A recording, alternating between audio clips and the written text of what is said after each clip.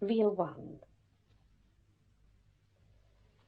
So if I could ask you then, Jane, to start off with, could you tell me something about your background?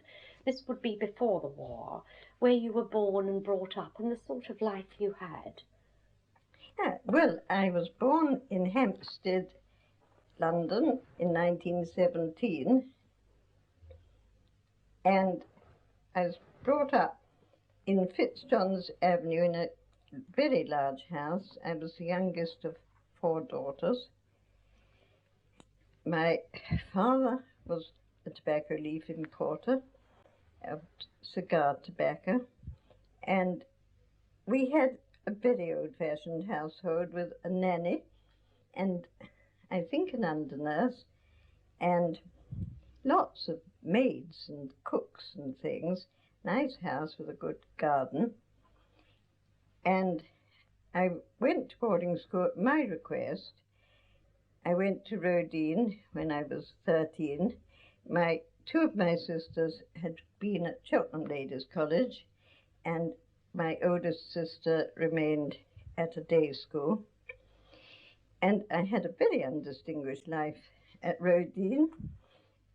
I wasn't clever, and I got my school certificate, but I didn't go any further than that. And then I went for a year to a domestic science course at Queen's College in Harley Street, because one of my sisters had been there already and liked it. She's 4 years older than I am, but I really didn't like it and can't say I applied myself much. And then I wanted to go to London School of Economics and do a course in social science certificate, but I was a year too young. So they organized a program for me, and I worked with 3 voluntary organizations as a trainee, and also did a typing course at Pitman's. And then I went to LSE when I was 19, and I have been ever so lucky in all the wonderful people I've known. My tutor at LSE was Eileen Younghusband, and she was fantastic. And she kept me, which I don't think, she didn't keep me for 2 years. I had a young tutor my first year and Eileen Younghusband my second year.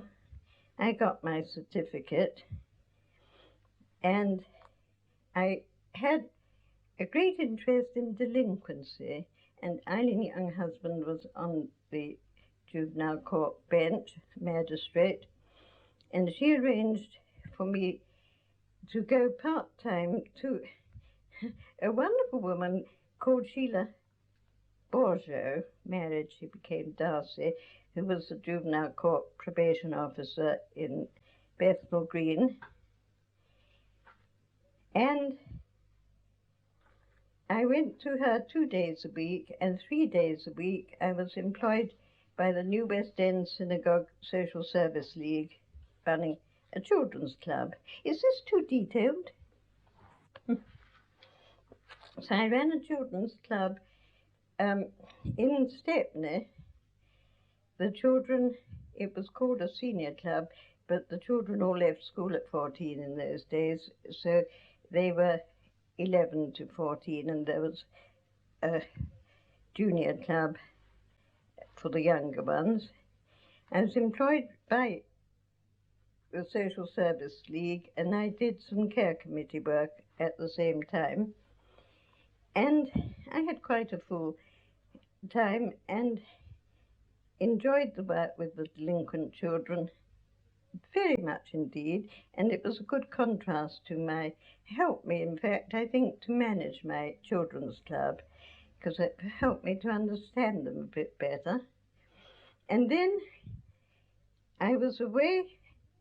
I was also a Girl Guide captain and a brown owl, and I had taken the children's club to Bexhill for a fortnight's camp, a mixed club, the first time I'd camped with a mixed club of children for a fortnight, and then the next fortnight in August, I was away with the guides, and at that time we all could see that the war was approaching, and I kept ringing up to find out from the man who was the club leader with me whether I should stay away or go home. But in the end, I had my full fortnight there.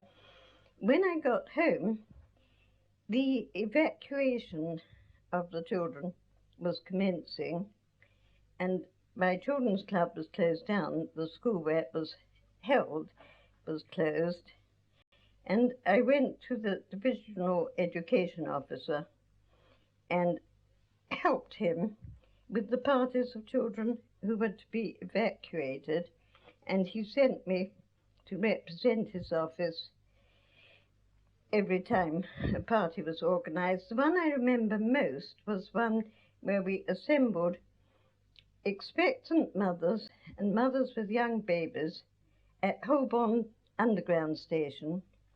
The escalators had been stopped, and we had to walk down what seemed like miles with all these children, and we waited on the platform for a train to take us to an unknown destination. And eventually we were told that no train was coming and we had to go up again. And that really was murder with all these expectant women and their babies. But we managed it, and then I don't know what happened to them after that. But that was for a few months. Would that have been before the war started, or? No, that was actually, well, I started before the war started, I think on the 1st of September. But I did it for a few months. Well, the war started on the 3rd of September, 1939. And I went on representing him and visiting children who'd been evacuated and visiting the parents and giving reports to him. I can't remember for how long. I was still paid by the Social Service League. And then I thought it would be worthwhile to volunteer to the Children's Overseas Reception Board, who were taking children to various of the Dominion countries for evacuation away from the bombing. And I was interviewed at Thomas Cook and Sons and regarded eventually as suitable, and eventually sent with the second party of children to go to Canada. We assembled at Fazakerley in Liverpool, 160 children, and we were in this open-air school for 2 nights before they were ready to send us away. We were sent, the escorts, adults, were sent across Liverpool to a party of children who were going to Australia to meet the Secretary for the Colonies, I think he was called, or Dominions, Geoffrey Shakespeare, who was seeing the children off to Australia.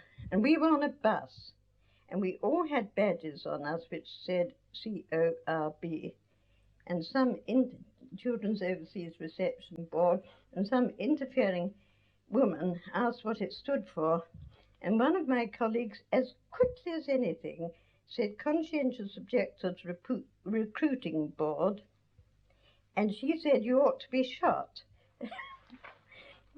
But apart from that, we were well received in Liverpool, and then we joined a little tiny ship. I think it was built to take Portuguese immigrants to Brazil, and it had never done the North Atlantic crossing. And we sailed off in a convoy. It seemed a big convoy. We had the admiral on board because ours was the center of the convoy. And each of us was given, I think there are a lot of us, you see, about a dozen children in our group. And we had a doctor and 2 nurses with us, and the head of the team, who was a retired colonial judge he'd been in Middle East somewhere. But he was a nice man, and I got on quite well with most of the escorts. There were one or two that nobody got on with, of course. But my group was lovely, my children. I had one little boy because he wanted to be with his brother. The children were aged 6 to 14, and I had 12 girls, I think. And they were fine, and I behaved as though it was a guide camp and divided them all into their cabins as teams. And we played games, and it was very successful, and I loved the sea. And I did a lot of reading. We had regular hours, including night duty. I read my diary the other day to see how it went. And during night duty, there were always three of us. We had to go round the cabins every now and again and see that the children were all right. But I seemed to find two of them were asleep, and I was the only one awake. But it was really a lovely trip. It lasted a fortnight, and I'd never really been to sea before. I was the youngest escort, but we enjoyed it. I think the children enjoyed it as well. And then we arrived at Halifax, and we were distressed to find that although the Canadian conductresses, they were called, hadn't arrived at Halifax to take the children across Canada, we were not allowed to take them. So we had to wait on board for 2 days for them to catch up. And then they took the children from us, and they travelled third class, and we travelled first class, and it distressed us very much. Just a word about the troop. The children were there, 159 of them, and the escorts. The other passengers were all German Jewish refugees, and they were going on to New York. And I thought they were all right, but I was surprised what a lot of feeling there was against the Jews on board amongst the crew. And they knew I was Jewish. I ran a service for there were 8 Jewish children, and I ran a service for them. They knew about that, and they were very nice to me, the crew. I think one of the reasons I got quite friendly with the purser, he told me that his father had been killed during the First World War, and he said any of these people may have killed him. And that was, I suppose, fair comment. But a lot of the other crew called them these Jews, and it worried me that. It was the first time, in fact, that I'd come up against anti-Semitism. Yes, I was going to ask you earlier, when you were sort of growing up, particularly when you were at LSE, this would have been the time of Hitler, wouldn't it, in the early, the mid-1930s? Well, when yes, you were working. That's right, yes. Yes, whether you knew anything about his anti-Semitic policies? Well, we did, yes, but we didn't come across it personally ourselves. Certainly we did, and there was a wonderful woman called Mrs. Can't remember her first name, Schwab. She was the grandmother of Rabbi Julia Neuberger, and she was German origin, and she organized something called the Movement for the Care of Children. And my sister was then a girls' club leader in a settlement that Mrs. Schwab had founded, and she asked if I could go round visiting the families that had offered hospitality to the Jewish refugee children. So I did that a bit. I was much too young to do it, much too young to assess what the families' attitudes would be. But I remember one small girl, when I got back from my visits, a little girl about 18 months sitting on a desk with a label on her with her name. Mrs. Schwab was in despair. I rang up one of the families I'd just been visiting, who said yes, she could have her, but not till the next day. So I rang up my sister, who had a 6-month-old baby, and she said yes, I could take this child there, but she was dirty. You can imagine how dirty, and she had a rash, and was a miserable little girl with a name round her neck. And I took her to my sister, and then to this family. That family, the foster father was a psychiatrist at Wormwood Scrubs, and I felt quite confident leaving her there. But later on, I met the wife who said it had only been, she had two other children, two boys. It had only been marginally satisfactory, that the child was difficult, which one can't really be surprised about. Anyway, that's by the way. We had this trip to Canada. The children were all taken away from us. We went down the train and visited them, and then they even split the train in half, so most of the journey we didn't go down. It was a wonderful journey because people came down to the little stations and sidings and welcomed the children. Later on, the press called them guest children. At first, they called them refugee children. But they were very generous and hospitable and thrilled to have the English children there. And the children had been handpicked at home, so they were not problem children. Then I had 10 wonderful days in Montreal. I had a friend who was working out there with a family, a great friend, a school friend, and she was able to meet me. It was amazingly undeveloped Canada. It had skyscrapers, which I wrote reminded me of the Cumberland Hotel. But we stayed in a most luxurious centre in the Laurentian Mountains. It was a holiday home for the family my friend was working with, round the lake, very luxurious houses, but it didn't have electricity, oil lamps, and it had, can't remember what it's called, no plumbing. So it was a good experience, and while I was there, I was taken round by the Canadian, just let me think, Canadian Young Women's Christian Association to see their activities, and the same with the Hebrew one, and also a playground association where they did their own canning. They grew fruit and did their own canning. It was quite a good experience, which was recorded. I sent reports to the National Association of Girls Clubs, who printed them, and to the Association for Jewish Youth, who printed them. And it was a good experience. And I had expected to do it again, but then one of the ships got torpedoed going out, so the scheme was cancelled. These children, you were saying they were not problem children, and they were sort of selected. Would they have come from any particular social class, or were they mixed up? Well, they were mixed up. I don't know how they were selected. They came from all parts of England with wonderful accents, and they seemed to be all religions. We had a Catholic priest with us and a Church of England man who wore his dog collar only when we boarded the ship, because he said it was easier going through customs. But he was an Oxford Don, and he conducted Christian Anglican services. I did a little bit of Jewish services with them.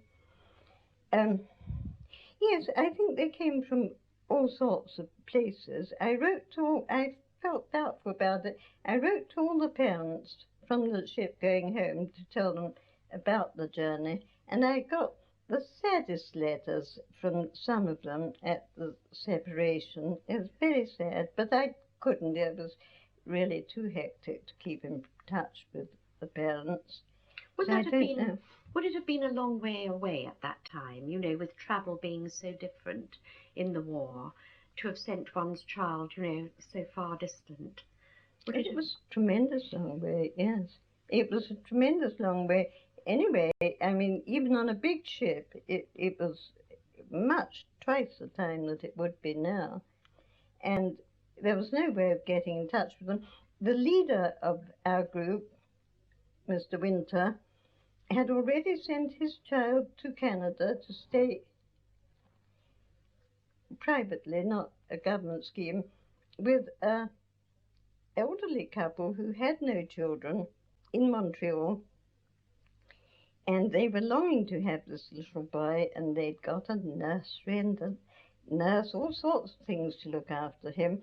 And Mr. Winter was really coming over to see how he was getting on, and was horrified at how lonely and unhappy the child was, and arranged for him to go to rather high class, I think, boarding school before he left. I don't know how he got on after that, the child, but he said it was an impossible arrangement.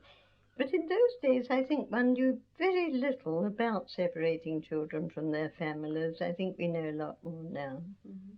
Did you have any problems with your little group of children? Were they sort of missing their parents on the journey? Well, I only had one with my group, and when I read my diary, I'm horrified at how cross I was with her. She was only 8 or 9, and she woke up every night and screamed. And in the end, one night, I took her into my cabin. I was sleeping alone, and put on the end of my bed and told I wanted to go to sleep. And she didn't do it again, so maybe it wasn't bad treatment for her. But she was the only one who was very homesick. There was one child who was so homesick for Zachary. Mr. Winter kept phoning his parents, the child's parents, and telling them how homesick he was. And they said, well, didn't want him to get involved with the bombs. And when we went out to the ship, it was the first time he stopped crying, and a little boat came out from Liverpool, a little police boat, with a telegram, may have been a post boat, with a telegram for them to say that he wanted the child home. So then he started weeping again because he was sent home. But I don't think he'd have lasted very long without being very homesick. But some of the children were homesick, but there was quite a good spirit on board. There was a small boy who wasn't in my group, who had a most terrible stammer, and the woman who was looking after him wasn't very good with children, and she got very impatient with him. And I noted that his mother had died, this child, and he was joining his father in Canada, and he was very disturbed. And when we had lifeboat drill one day, he disappeared, and we all kept waiting for him. And eventually we were allowed to go about, and they continued their search, and they found him asleep in a lifeboat, which really wasn't very troublesome, but she was furious with him. Yes, well, that's all I can tell you. It's worthwhile, I think, of the trip to Canada. It was dangerous, and I kept writing in my diary how surprised I was how safe I felt.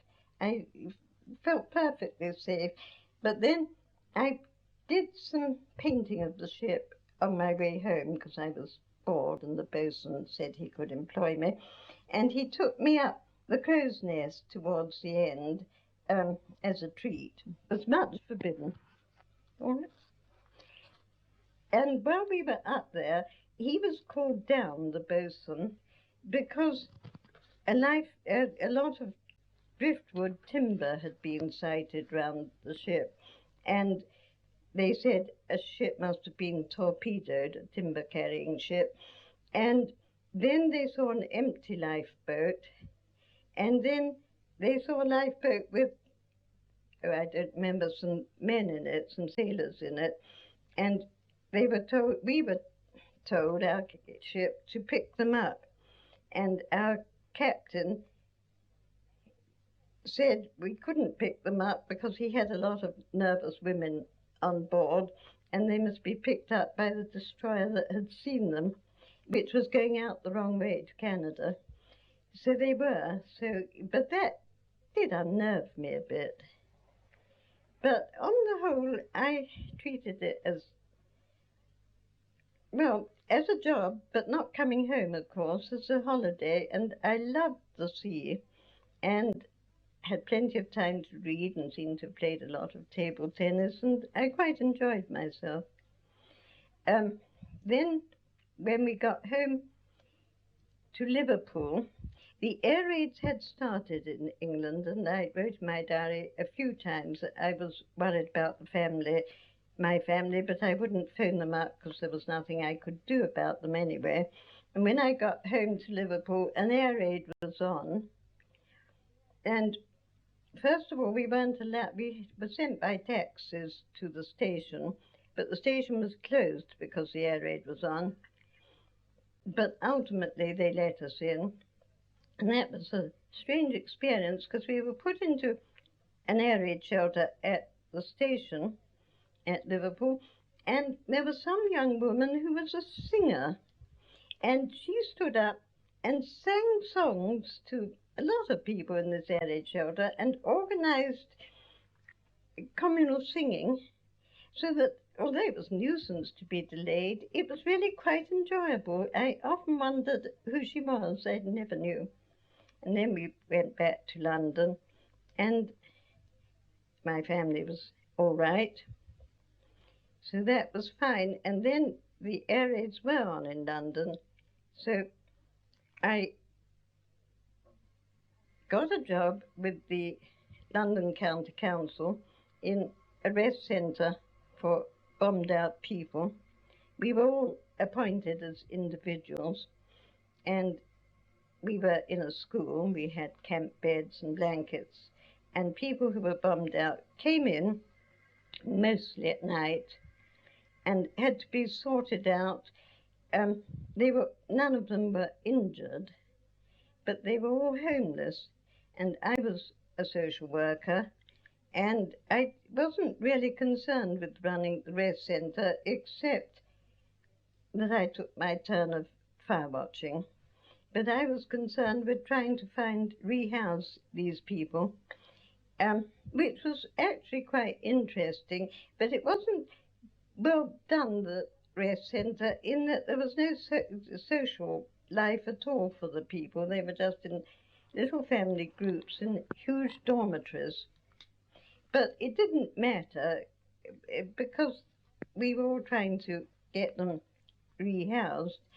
One family I sent up to, I think it was Grimsby, where there was some housing available, and they had to leave a child behind who had chicken pox. So I said I would take her up to Grimsby when she was out of hospital. I had a little Ford car at the time, and I had to get petrol to do that. So I braved the man at County Hall to ask for petrol coupons.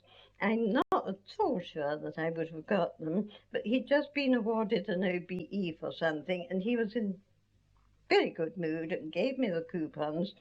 And I went up with 3 friends up to Grimsby and delivered the child quite easily, actually, and back again, and that was quite a nice break. Well, after I'd been working at the rest centre for some months, this is my air raid shelter story, and this is another marvellous man I felt privileged to know. His name was Sir Wyndham Deeds. Have you heard of him? Yes. He had been in the regular army and stationed in Turkey, seconded to Turkey to organize the Turkish police force. And he is a very clever man, and he studied Turkish and became very fluent at it. But then, in the First World War, he was put to examine Turkish prisoners of war, and he got very disillusioned with the army and decided he would like to do social work. And he went to the Oxford House in Bethnal Green and learned to do some social work. And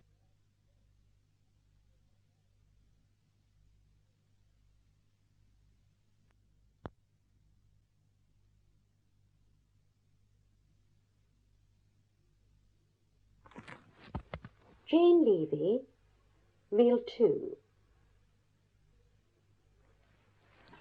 Well, Wyndham Deeds then got his mother. He'd been brought up at Saltwood Castle. He was the uncle of Lord Deeds, and um, he got his mother to buy a house in Victoria Park Square in Bethnal Green, and he lived with her, and so in fact did Lord Deeds, who was a nephew, I suppose, William, his name was, and Wyndham Deeds had been appointed chief air raid warden in Bethnal Green, and he heard of me somehow, and he came to see me in the rest centre and asked me if I would become the welfare officer for the shelters, which I had wanted to leave the rest centre, and I had already discussed having a job with the Women's Voluntary Services then with their shelter work, and they'd offered me a place, and then Wyndham arrived, and I told him, and he said, oh, you don't want to work in shelters, you'd rather work outside them and just be connected with them, which I thought was right. And so I became the shelter welfare officer. The shelters had already been built, and it was organising really of a sort of social life in the big public air raid shelters. But then when the shelter manager got called up into the services, the council asked me if I would manage the shelters as well. The shelters were quite an interesting organisation. There were several very big ones. There was one at the Salmon and Ball in Bethnal Green under the railway arches, which had its own kitchens and social organisation and their own loos, of course. And there was one in Bethnal Green Tube, and there were, I can't remember, not very many other big ones. But then there were all these little street air raid shelters which were brick built especially for the streets, and which a lot of people preferred because there wasn't an air raid every night, not a local one, and they preferred to sleep in their beds till the air raid morning, and then they could just go across to these little brick built shelters which had no facilities except bunks, and they took their own blankets. They had lights, but no sanitary facilities, but they were a protection from blast, but they were never supposed to be a protection from a direct hit, and everybody who used them knew that, and that's why I argued with a lady the other day who was on a television program called Myths and Memories of World War II, who said that the brick-built shelters were that the people using them had been told they would be safe in air raids. Nobody ever told them they would be safe. They were only told that they were a protection. She also said that the Anderson shelters, which were corrugated ones in the gardens, had to be built by people in their own gardens, and as all the men folk were serving, nobody could build them, so they didn't have them. Well, this wasn't true as well. Certainly in Bethnal Green, the Boy Scouts built them, and I was responsible, once I became a manager, for distributing the programs, arranging the shelters and arranging for the Scouts to build them. There was a great problem we had in Bethnal Green. I imagine everybody else did as well. But there was a sort of lull between 1941 and 1943 when there were hardly any air raids. And we did everything we could to ask the local people to put up air raids because we were sure there would be air raids in the future. And none of them wanted them. And very few that hadn't already been distributed were distributed. And then when the flying bombs started, they all wanted them. We had a tremendous waiting list. We hadn't enough shelters. We hadn't enough Boy Scouts. But that wasn't the fault of the council. That was the fault of the people who lived there. We got them round as soon as we could. I always remember one occasion when some poor man was brought in to see me in my office. He had no arms and no legs, and he was, of course, in an invalid chair. And it was explained to me that he couldn't use the street shelters because he was in pain and he moaned and groaned and it upset the other people, and that he must have an indoor shelter. And so I told the clerk of works, I think he was called the clerk of works, to deliver a Morrison shelter for his use at once. And he rang me up and said, but he's very low down the waiting list. I shall get into trouble. So I said, well, I don't think there'll be anybody else in his condition who applies for a shelter, but if there is, put the blame on me. I will order a second one. So he put it in there. That I do remember, but on the whole, we all worked together quite happily.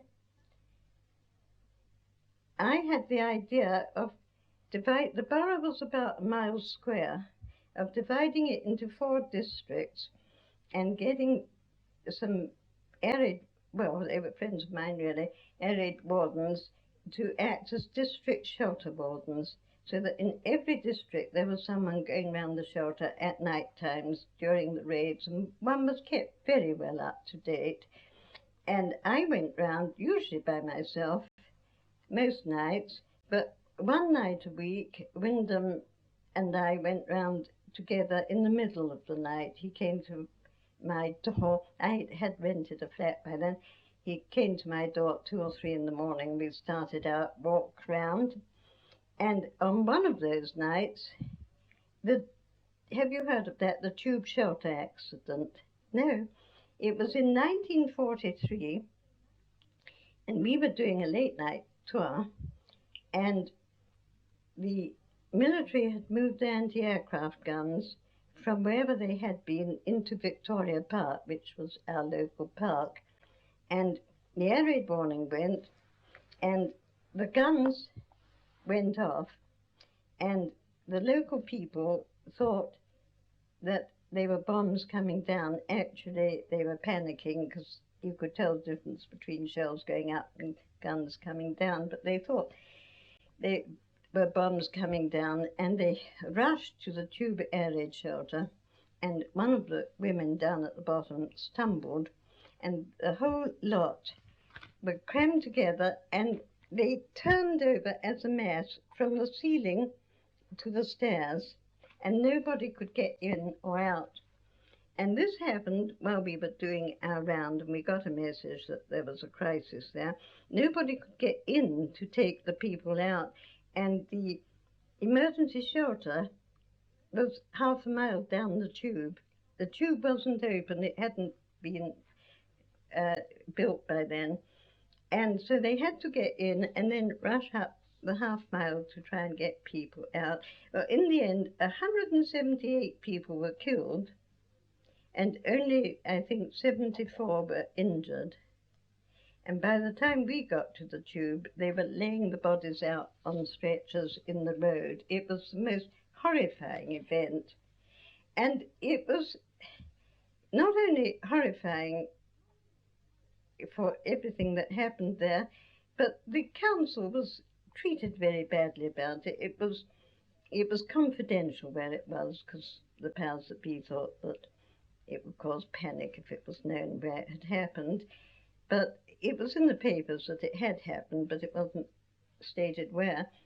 But the borough surveyor had said this staircase was dangerous before, and had wanted a railing put down the stairs to divide the crowd up a bit. And the authorities, central authorities, wouldn't agree to it because of the expense. And after it had happened, he had got all the plans made, and he was told to go ahead and have it built, which was scandalous. And the other thing that was scandalous about it was that there was one of these inquiries about it, and the council, it was a 100% Labour council, had employed a very famous Labour barrister to defend them or to take their case. And he didn't mention any of this, of the previous plans, and the council was regarded as negligent, which was scandalous. Anyway, that happened, and I was very much involved with that. The council raised a big fund for the families, and I I had a seat in the town hall and accepted applications for help.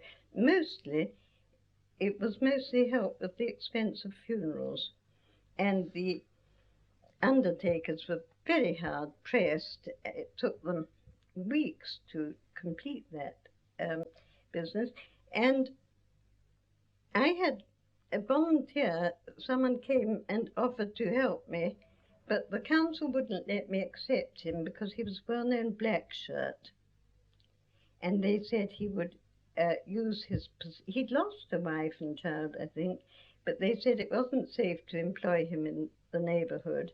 So I had to go around these homes where people were asking, and I was very young and very unused to death, and I had to a lot of the families wanted me to see their children in their coffins, and it was a very traumatic experience.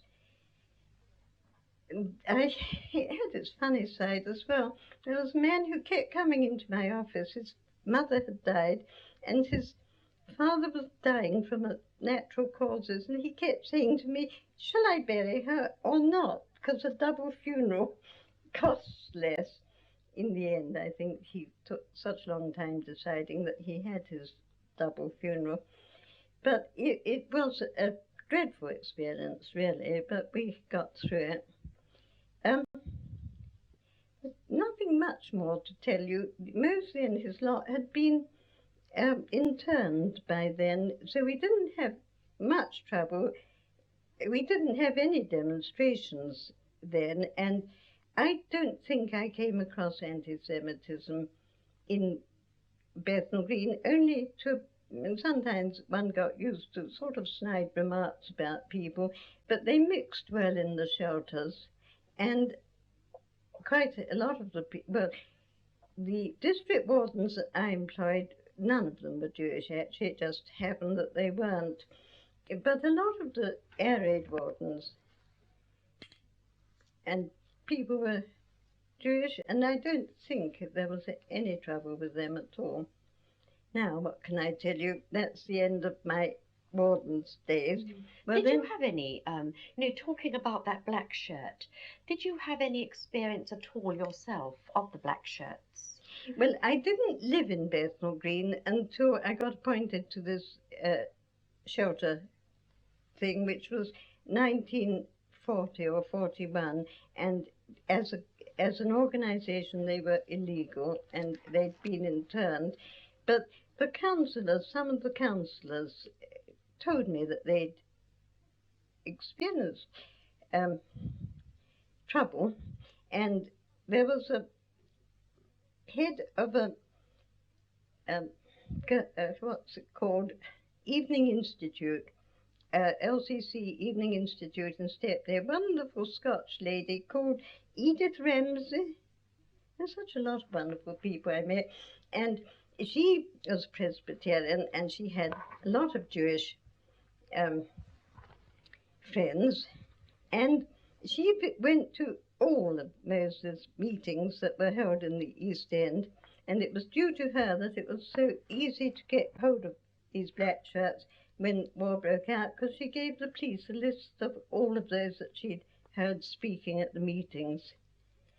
So she had plenty of experience of them, but I didn't really. So then I worked happily in Bethnal Green, made a lot of friends.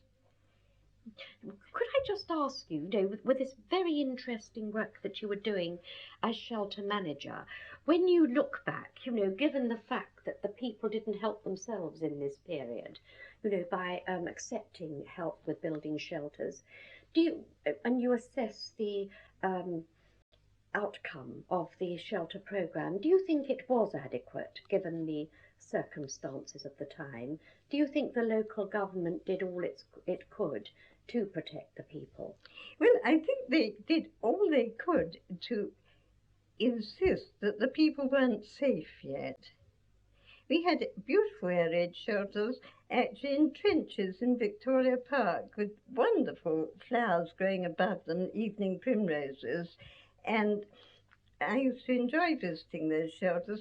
But those big public shelters everybody knew about, and those who wanted them went to them. It was the domestic shelters that they didn't want. Even the ones in the street were all right.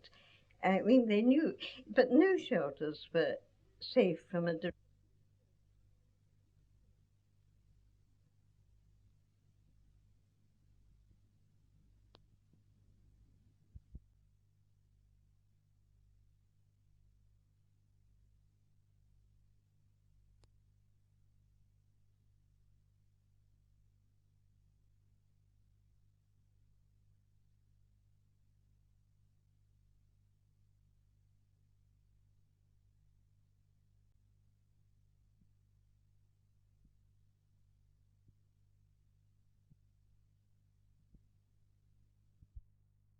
down the bank, you know, the bank tube, which they all thought was very safe. But if you get a direct hit, you can see it now with these things in Yugoslavia, can't you?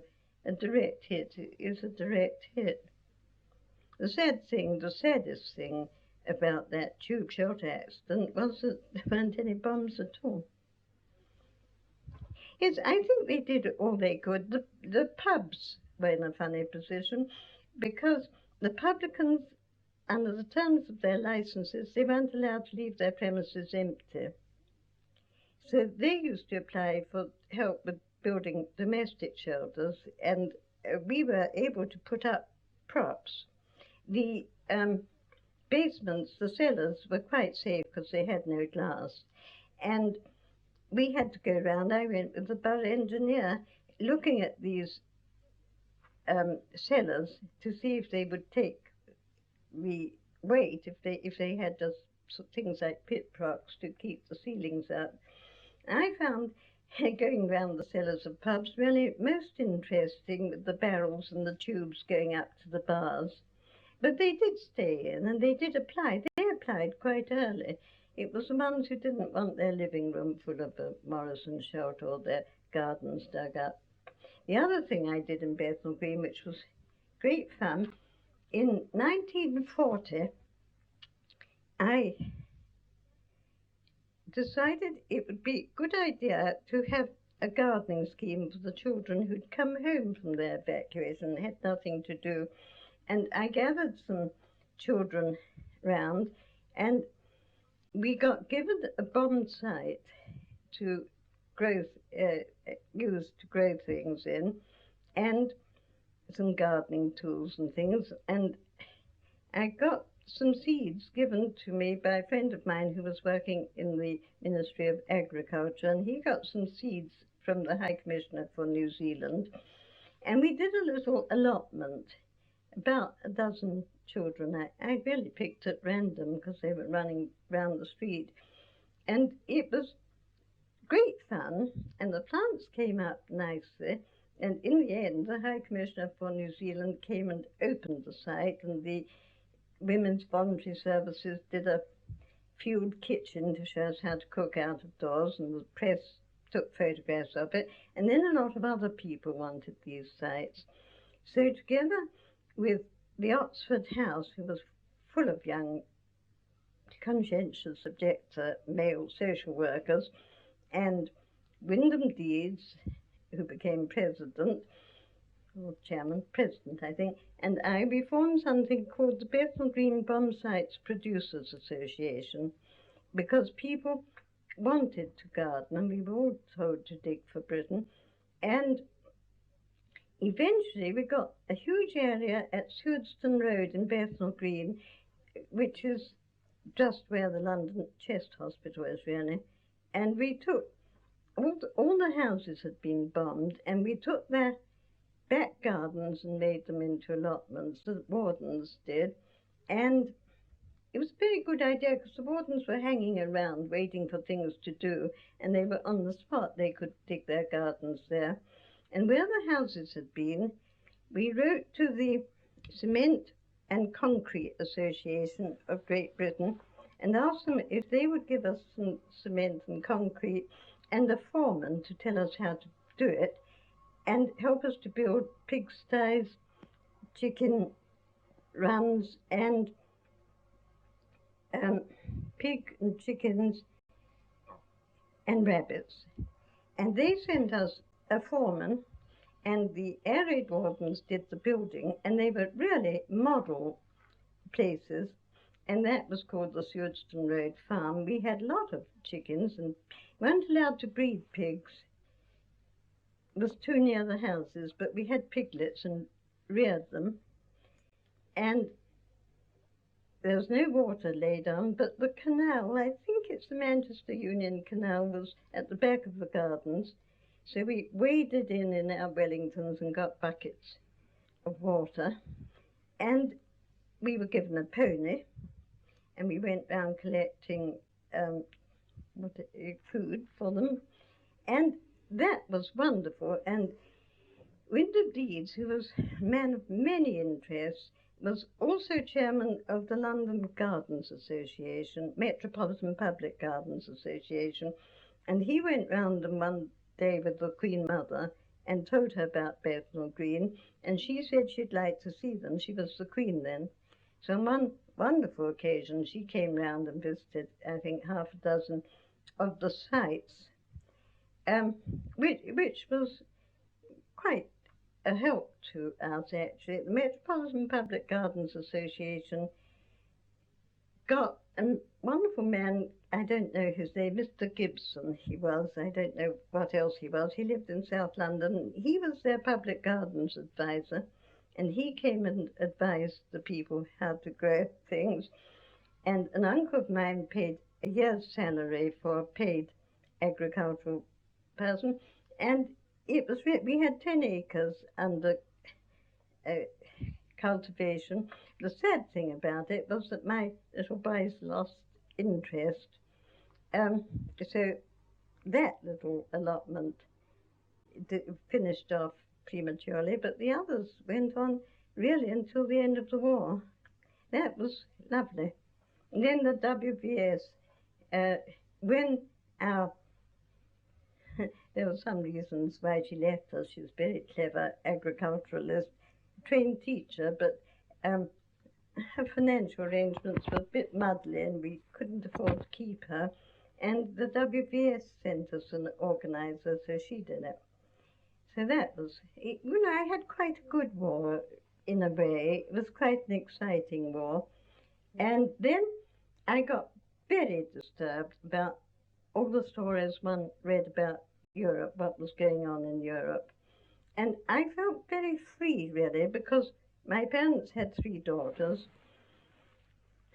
and I had really no particular responsibilities, and I thought I would like to go to Europe and do, have you come off? Does it matter? To do relief work. So I explored a bit, and I'd always heard that the Quakers were well known for their relief work, and I was very interested in them. Also, I knew that the Jews were forming something called the Jewish Committee for Relief Abroad, and I knew marvelous people who were organizing that. There was Professor Norman Bentwich, who was a friend of Wyndham Deeds, which was really how I knew him, but he was organizing Jewish Committee for Relief Abroad. And I wanted to find out more about these things. I went to the Jewish Committee's training camp at Tring for relief workers, and also I wrote to friends and asked them about it, and I wish I had kept them, on their, they sent little booklets about the different countries to people who were on their mailing list, and they sent them every month, so that they sort of told us what sort of countries we might be going to do relief work in. Now, I think this must have been 1942 or 3 probably, and I was interested in that. And then at a certain stage, I heard that they were taking people who were actually taking applications from people who were actually going to do relief work, willing to do it. So I applied to them, and I felt a little um, well, free, because although I applied to them, I knew the Jewish Committee for Relief Abroad was willing to have me if the Quakers wouldn't. So I was called up for an interview with some weighty friends who were quite nice. They didn't seem to be suspicious, but they couldn't understand why I wanted to join them, I think, because I made it quite clear that I was Jewish. And afterwards, what was his name? I can't remember his name, Bethwood, who was doing the applications. He rang me up and said that some of them were worried about what I would do working with the Quakers if I was Jewish.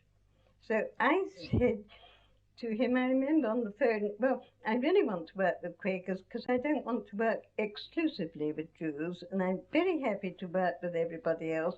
But if they think I'm unsuitable, I'd like them to let me know, because I want to tell the Jewish Committee if I want to work with them.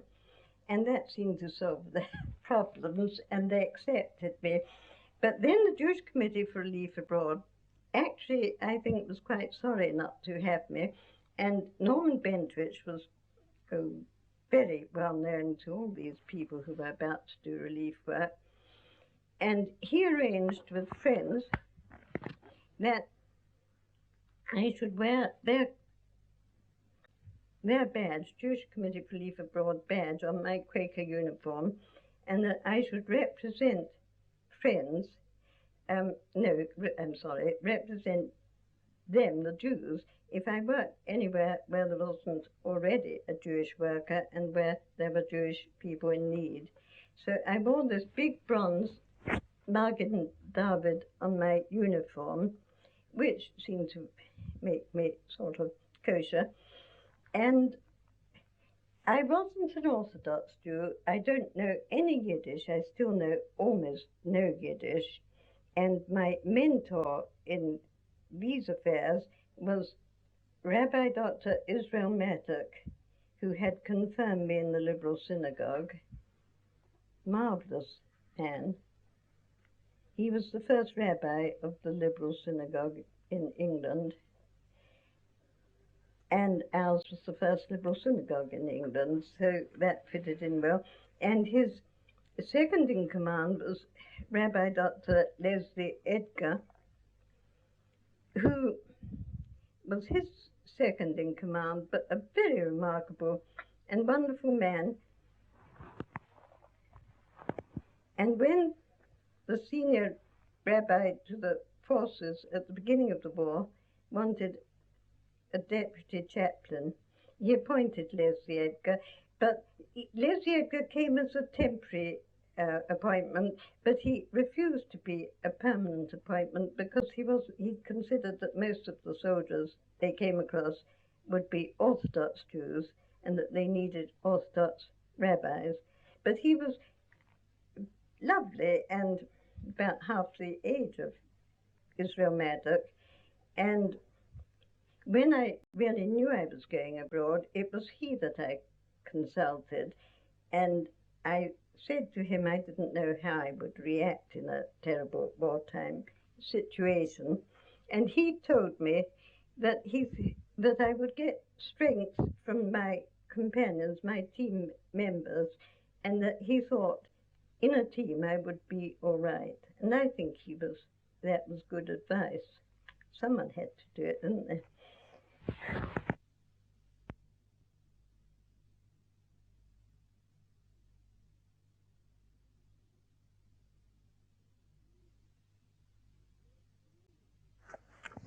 Jane Levy, Reel 3.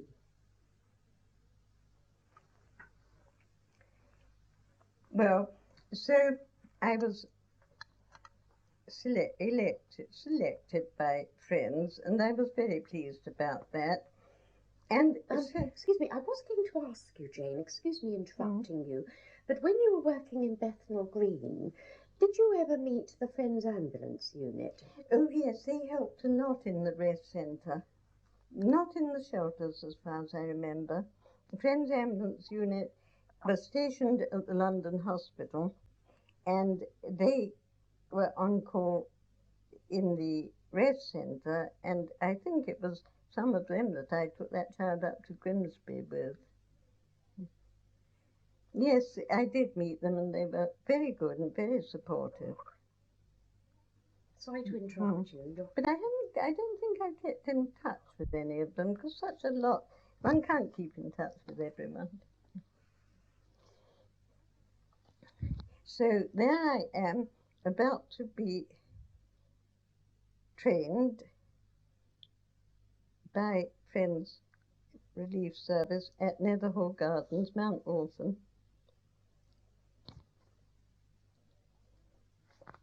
And I went to that training course. I started it, and then the flying bombs came, and the extraordinary little woman that Bethnal Green had appointed to take my place didn't like them.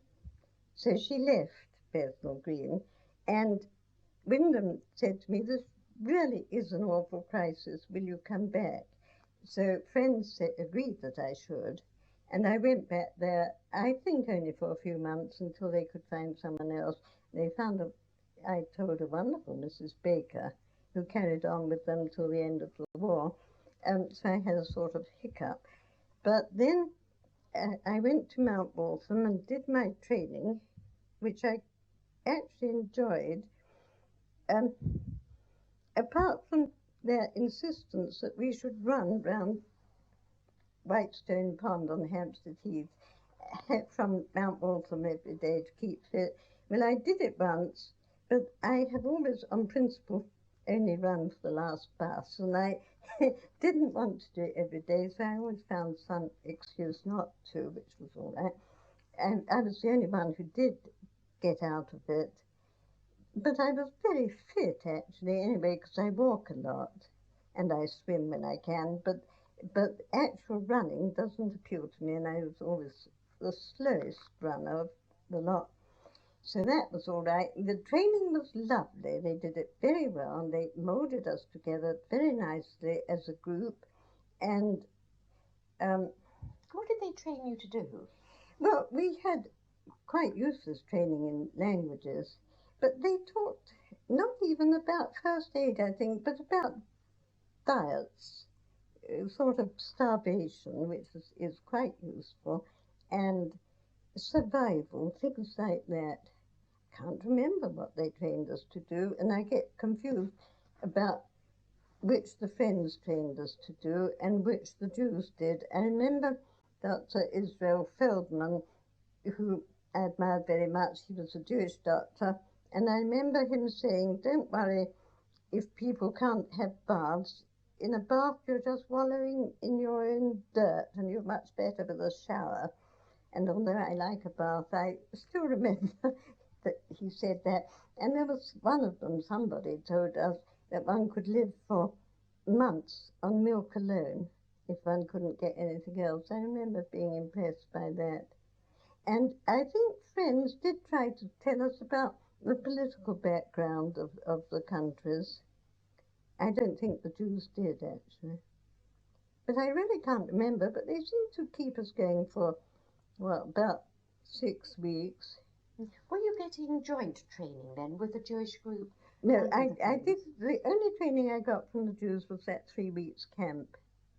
And then it was about, I think, about 6 weeks that I was trained at Mount Waltham. I don't think Beth had that training at all. I think they decided she was good enough without.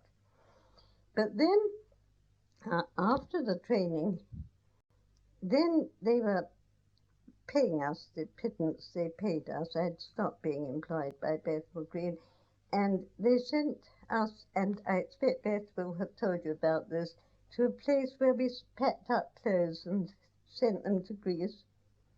No, it was somewhere in Surrey, where Greece needed bales of clothes, and we were sent. Beth was with me, and there was an American that I'm still in touch with, um, called Roger Scattergood. He was a young American. He never went across to Europe. I don't know why not. And a fourth person, we were sent to this big sort of warehouse in Surrey somewhere, and the bales were put down the middle of it, and the women were supposed to seat one side and the men on the other. But as we sorted the bales out, of course, they got fewer and fewer, and in the end we were all sleeping in the same hall, but we were awfully well behaved. It didn't seem to matter at all in those days. Um, and it was rather fun, and that was one job we did for Friends before we went. Can't remember anything else we did, but I was allowed, when the team was assembled, I was allowed to live at home, and the team was living in Bethnal Green in the Friends meeting house there. So that was lovely for me. I was trying to think if there was anything else. But, oh yes, I had been a member of the British Red Cross before the war. I had a great friend, influential. I was very much influenced by a lot of wonderful people. This one was Phyllis Gerson, and she was in the Red Cross, and I joined with her, and I got certificates in first aid and home nursing. And friends knew this from my record and wanted me to join this team as their nurse. But I had got out of the Red Cross when they wanted to send me somewhere in the country to nurse, because I said I was a professional social worker and I was a better social worker than a nurse. So they, slightly offended, I was, demobilized me, and I was able to go on being a social worker. So when friends said they wanted me to go with the team as a nurse, I thought I was quite unsuitable for it and said I didn't want to. And then they got, which was very good, a real nurse, Lillian Smith, to join the team. She's died, and otherwise you get a lot from her. But she was a state registered nurse and very good, and there was such a lot of nursing to do at Belton that she was a great strength to the team. All the other teams had trained nurses with them, and she was fantastic. So then they wanted someone to shadow her, and Joyce Parkinson did. But Joyce Parkinson did a crash course in nursing, the same sort of thing as I had already done, but that suited me much better. It was nice of her because she was a professional social worker as well, so it wasn't really fair that she should do it and I didn't, but she was less fussy, I suppose. And so I went in, I thought I went into this, we all had to have names, labels, and I thought I'd gone in as an information officer, but I think Errol thinks he was, so I don't know why they took me, really.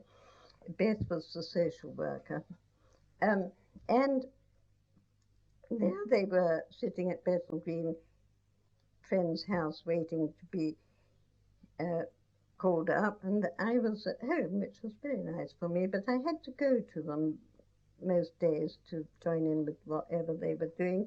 And then it was, no, well, I suppose at Netherhall Gardens I learnt the idea of a friends meeting of the silence, and I think I found that very helpful at Friends' house. And also, while we were waiting to go away, it sort of united us, I felt, in an extraordinary sort of way, really.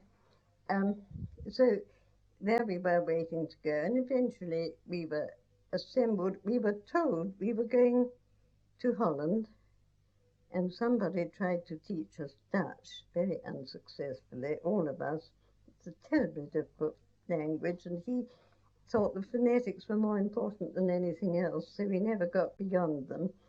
Anyway, we didn't go to Holland, so it didn't matter that we didn't speak Dutch, really. But we assembled eventually. Gordon House, was it called, the hostel, and then Grosvenor Square with the Red Cross teams, and then we went off. It, England was peculiar, really, because we were told we were frightfully confidential. We must never say where we were. And when we spent the night, the women did, at Southend, we were sailing from Tilbury. I rang up my parents to say, everything was fine. And I didn't want to pay for the call, so I asked the operator if I could do a transfer charges call. And she said to my mother, will you take a call from Southend? That's funny. Yes. Anyway, off we sailed on this convoy, this trip, and we landed. I suppose we landed at, where were you told we landed? Ostend, Middlekirk? I don't know. Yes, we landed somewhere around Ostend, I suppose. And then we went to Middlekirk, which would have been lovely if the beach hadn't been mined and everything like that. But it looked lovely, and it was quite a good time of year. I think it was March, and all the everybody sporty, sort of played hockey and things on the part of the beach that had been cleared. But I'm not sporty, so I went for walks and things, and we enjoyed ourselves at Middlekirk. I think we had another training with the other members of the Red Cross team, Salvation Army, and I think Boy Scouts, and lots of Red Cross people. We had this training. That was quite interesting. Don't know what they lectured. They lectured us, I think, about security very much then, about censorship and how we mustn't ever draw a picture on it, because if we did, any enemy getting hold of it would think that was a guide to somebody about where we were stationed, that sort of thing, which seemed quite a bit of rubbish to me. We weren't even allowed to send kisses, which seemed quite a bit of rubbish to me, but it was also quite amusing, and it didn't matter, and we had to be occupied somehow. We had one very nice trip then. I went to Brussels. We had a few days off, and I went to Brussels one day and went into the officers' leave centre in Brussels, and they had very good arrangement with letterboxes with people's names, initials. And I looked down the L's. My name was Leverson, it wasn't Levy. I looked down the L's and found one letter from a woman friend of mine who was in the ATS and knew I was somewhere around, and one from the secretary of the synagogue, my synagogue. So that was, it sort of brought home nearer to me. It was rather fun. Anyway, after Ostend, you'll know, we went to Antwerp. And in Antwerp, I was asked if Lynn and I were asked, Lynn was the team leader, Lynn Impey. We were asked if we'd do a rest centre for bombed out people. I was considered the most suitable one. I was the most suitable one. So we went and told them how to shield the windows from glass and various things like that. And we went there regularly on duty, but there were no bombed out people. And the flying bombs were going over to England, but they hardly ever landed in Antwerp.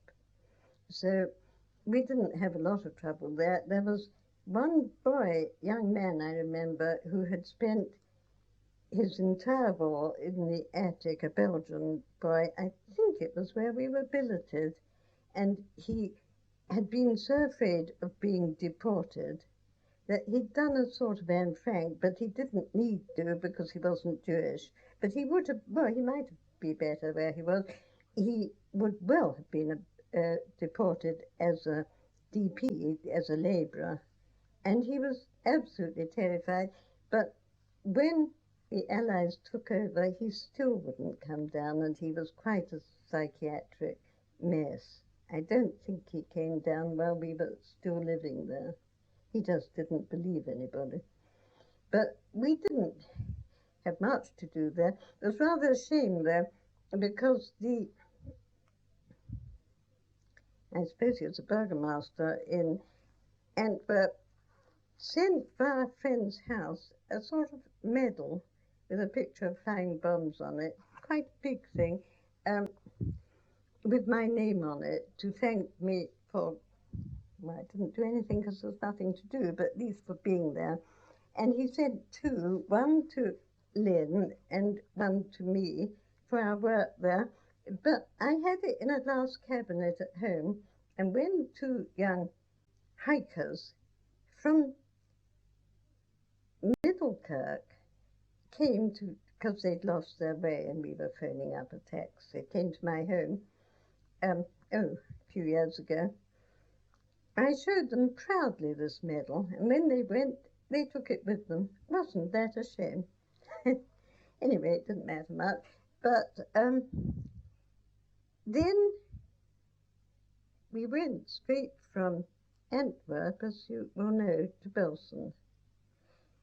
The journey took a surprisingly long time, 2 or 3 nights to get there, although we were supposed to be going as fast as we could, but we were in the Red Cross convoy.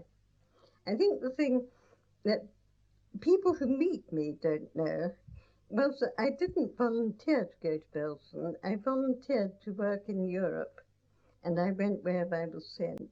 And it was my privilege, I think, that I was in the Friends team that went to Belsen. Did you know anything about concentration camps at that time? Well, I knew, yes, I knew a bit, but I simply had no conception of what they were. I mean, I'd met a few people, Jewish people, who had come out of them and had come over. They could occasionally get over if they had a sponsor in England, and also if enough pressure was put on the Germans to let them out. And then one knew horrific stories, but you know, I don't think anybody now knows what they were like, any ordinary people who weren't there. And I don't think we who worked at Belsen do.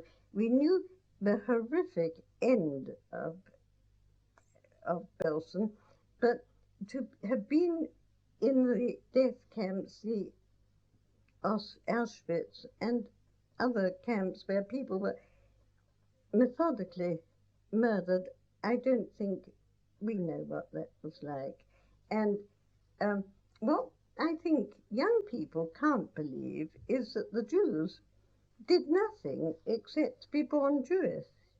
It wasn't even their religion that they objected to. They objected for some reason to the fact of Jews. I think some of them thought Jews got to high places unjustifiably, to high positions.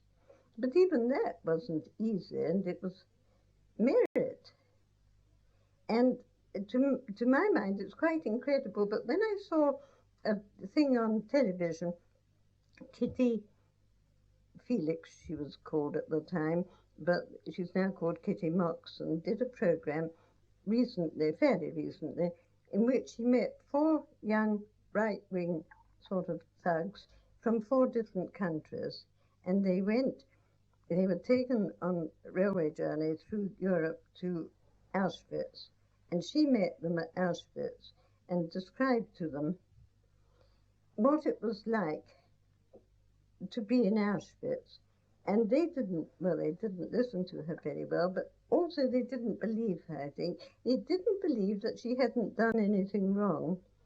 And when they said, well, why were you in Auschwitz?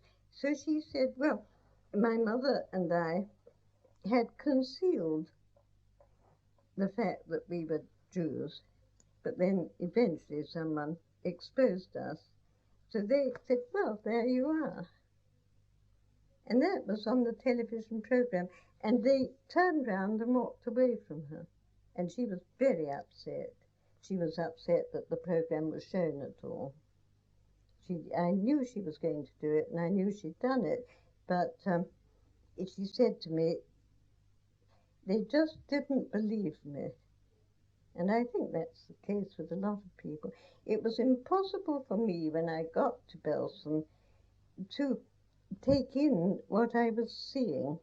After we got there, the first day, Beth tells me she missed this, I don't know why, but the first day, the women were taken to this human laundry. Have you heard about that? Well, we were taken to what they called a human laundry. It was an extraordinary experience. There were rows of QAs, Queen Alexandra nurses, casualty clearing station nurses, and they, you might say, they were sort of by the side of sinks, but the sinks were not running water, because there actually was no running water there at the time. But they were bathing the people who'd been brought from the concentration camp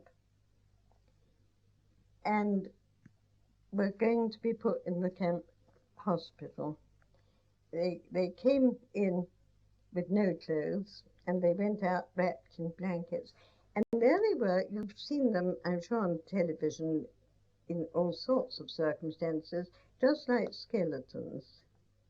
And they looked so small. And I couldn't believe they were adults. I felt as though they were children. They looked so small, but they were adults. And these marvelous nurses were bathing them very gently and drying them and putting blankets round them. And then I don't remember how they got, because they couldn't walk, to the ambulances the other side, and they were carried off to hospital blocks. And to me, of course, I'd never seen anyone starving before, but it was incredible to me that they were adults and that they were alive, and that, as I learned later, I think I didn't speak to any of them at the time, but most of them were perfectly aware of what was happening. You could talk to them. And it was the most amazing feeling when I watched them doing this. And then the next day, Lillian Smith, our nurse, told us that we each had to go to one of the blocks and open it as a hospital block. And we had internee nurses and doctors to help, but we were sort of liaison between the internee staff and the British. And, well, we didn't actually, we indented for what we needed, like beds and blankets and soap and anything else one needed, but the actual running of the hospital was done by the internees, done by the doctors and nurses. And when we were several days in a hospital block, and we went back to our billets every evening, and we knew that when we went in the next morning, there'd be a certain number of dead, and we had to indent for whatever they carried them off in. That we knew. We made really no contact with the patients at that time. We did with the nurses and doctors, and some of them I kept up with quite a long time. But I think they really wanted to put it behind them. They didn't. I mean, one doctor and nurse came over to London to see me, and we were very pleased to see each other soon after I got home, but I never heard from them again, and I think they really probably wanted to start a new life and put it behind them. And I think that's so with a lot of the people one meets here as well who've been in camps.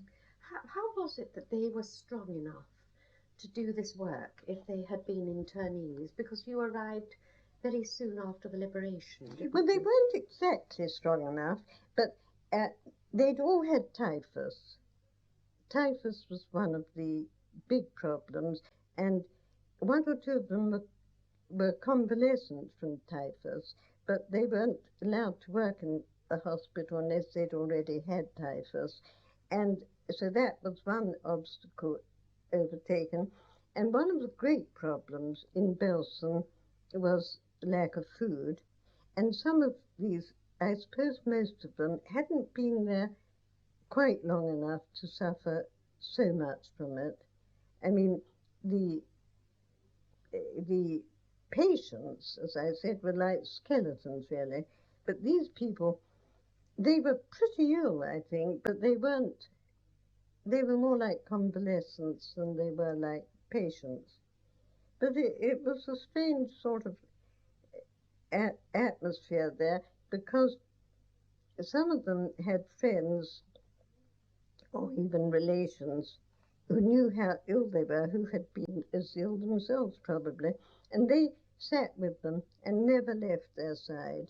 And anything they needed, which the nurses really couldn't get for them, hadn't time or hadn't the energy, these relatives got for them. And I'm almost sure that it was those who who recovered because they were so cared for by other people.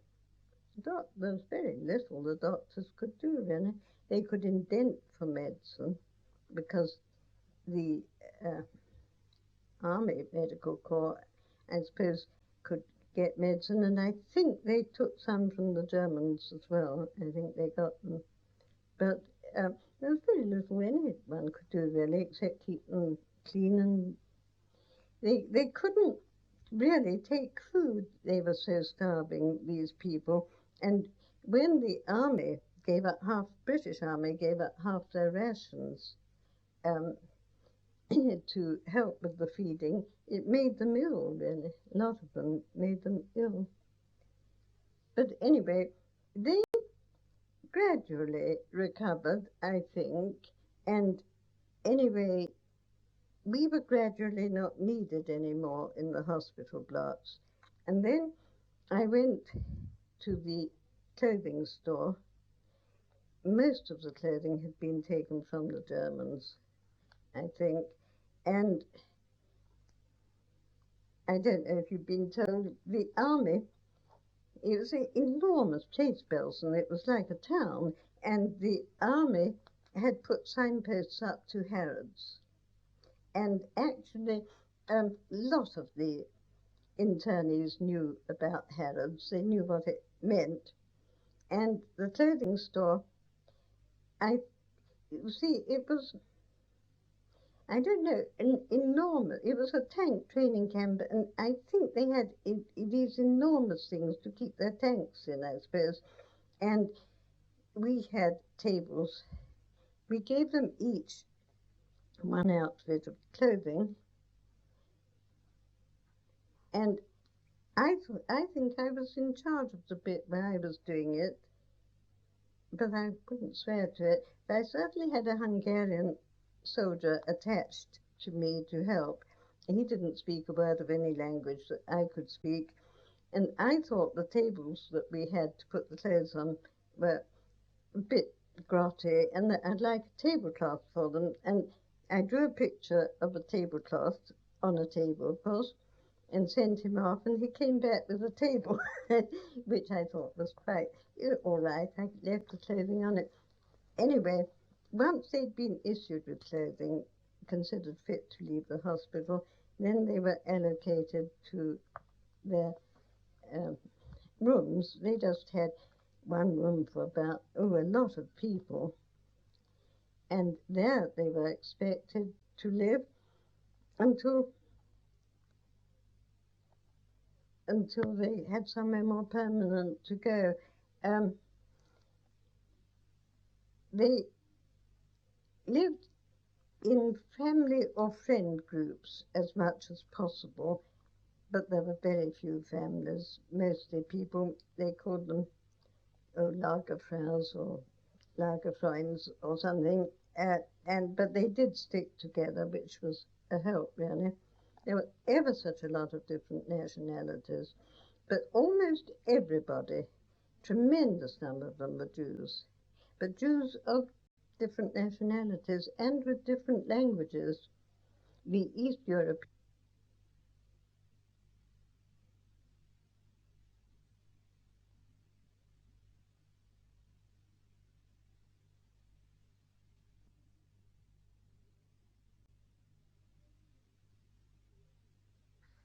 Jane Levy, Reel 5.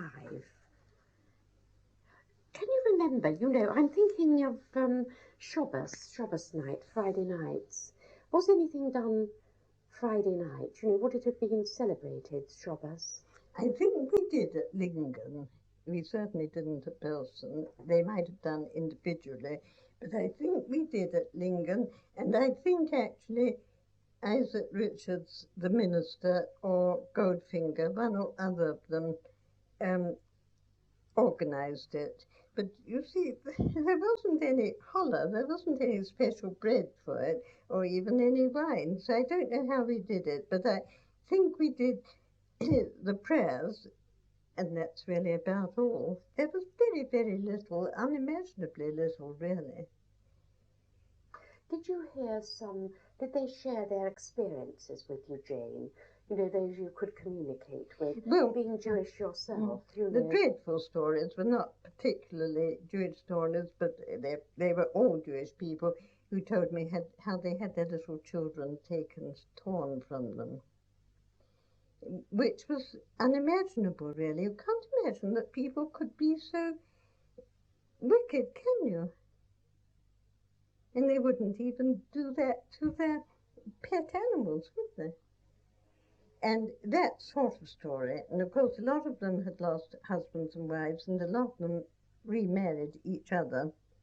Um, Rudolf Kustermeyer, who you may have heard of from others, he was a Quaker. Now, he was a journalist, and he ran an underground newspaper in Berlin before he was arrested. And he had a whole group of people running this newspaper, and one of them was a man called Frank Herring, Hering, who was a journalist and lived in Belsize Park, Hampstead. And he used to go over periodically with news of Europe, the outside world. This was before the war. And uh, Rudy and his friends used to move their press from one basement to another in order not to be.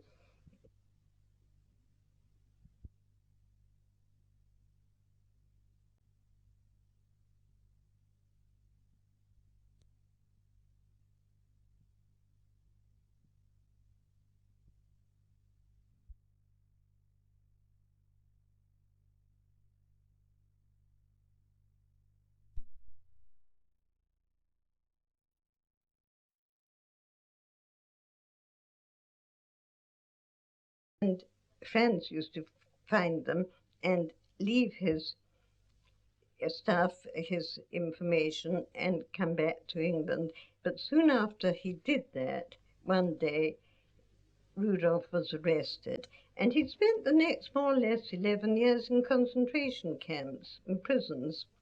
And he married, that's really my answer to your question, he married a Lithuanian little Jewish woman who had been married and had had a child taken from her and a husband, and she became his Lagerfrau. And eventually, he had been married, but his wife had divorced him. I think she was Catholic, but they were Germans, and one of the grounds of divorce was that he was in a concentration camp. So he was free to marry, and he married her. And I'm very sorry, I've lost touch with him. They've stayed with me in London, and um, I stayed with them in Hamburg. And then they went to Israel. And when I was in Israel, I did try to find out what had happened to them, but I don't know.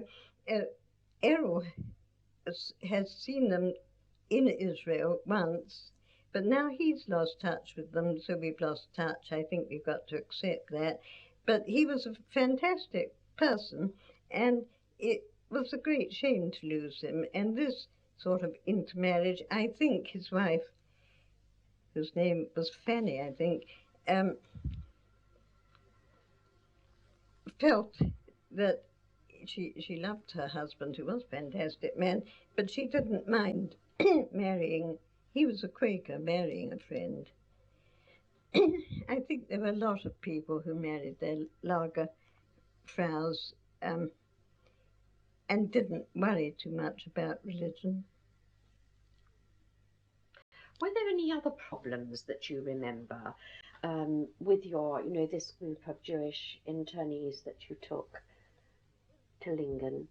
Well, actually, I don't think there were many problems at Lingen that I remember with that group, many more with the army, who were definitely a bit hostile at first, though they became more reasonable. And the other, I had an awful time actually with, I can't remember what they were. They were Baltic group of women, Russians. It was very funny, Lingen, because the Russians were responsible for the fire precautions, and they wrote all their fire precaution notices in Russian script, so nobody could understand them. But that was another matter. It wasn't a real problem because we had no fires. But there was a whole group. They may have been Lithuanian. I'm not quite sure what they were, of sort of Russian people who were going to be repatriated to Russian country. And they came to me, these women, and said they didn't want to be repatriated. They were frightened of returning there, and they wanted to become stateless. And I, in my total ignorance, told them to tell the Russian liaison officer. So that was a disaster for them, I'm sure. I think they just disappeared into the woods. But I've always, all this long time before ago, feel that I should have done something about that. Though I'm pretty certain the British Army wouldn't have done anything. But I did see later that we were told that nobody was to be repatriated without their permission, without them wanting to be. But at the time, I didn't know there was any rule like that. But that was a great problem. But I don't think there was really with the Lingen lot. They were a lovely lot. They were very pleased to have a few children with them, and a few men as well. And no, I think I got on very well with them, and they didn't cause problems in the camp as a whole. Well, was there any problem ever, and this goes with Belsen as well, with the internees getting out of the camp and sort of looting, helping themselves to... No, the only place where they did that, I went to a place at Celle. At Celle, the Army administration had decided to get some of the internee men to a place at Celle, which had been a college, I think, and they sent about 1,000 Polish men to one building there, and about 1,000 Polish Jewish men to another building there. And it was suggested to me that I might go and see how the Jewish men were getting on. Well, they had absolutely appalling conditions there. They had, about 8 or 10 men in a room. They just slept on the floor, not all of them, even on palliasses. They had dreadful clothing, some of them still in their concentration camp striped clothing, shortage of shoes. There was a central kitchen which supplied them with minimal rations, food, and they had tins. And if ever people are sent to a camp again, I would suggest that they take as many empty food tins as they can, because they ran out into the fields and things and collected chickens and eggs and vegetables and cooked for themselves. And I think this was quite a good thing because it showed a type of independence and forward looking, but it was frowned upon by, well, some of the authorities, but not all of them. And of course, the local Germans didn't like it, but their conditions were so bad. They had not enough shoes to go round. They had really nothing. And when I got back to Belsen, I wrote a report on it and sent it to military government, and I was asked actually to adjust it slightly because someone was offended by what I'd said. I haven't got the original report, only the adjusted one, which they seemed satisfied with, and they dealt with. And I wasn't there because I'd gone up to Lingen by then, but I was told that the conditions there had improved very much. That was one of the looting incidents. The other looting incident was when I went a year later by train on a goods train, which all the people had been transported in one of these goods vans to Poland from Germany. And at every stop, and they stopped a lot of times on the way, people rushed off and collected potatoes and eggs and things from the fields and brought them back and cooked them by the side of the railway. And that was but they were not Jews. None of them were Jews, I think. And uh, the only thing I was prepared to eat of theirs was an occasional apple. I wouldn't eat the potatoes and food they'd cooked. I think they thought I was rather peculiar, but because I was on their rations then, not the army rations or the UNRWA ones. But it was all right, and I hadn't suffered as much as they had. But otherwise, I didn't witness any looting at all.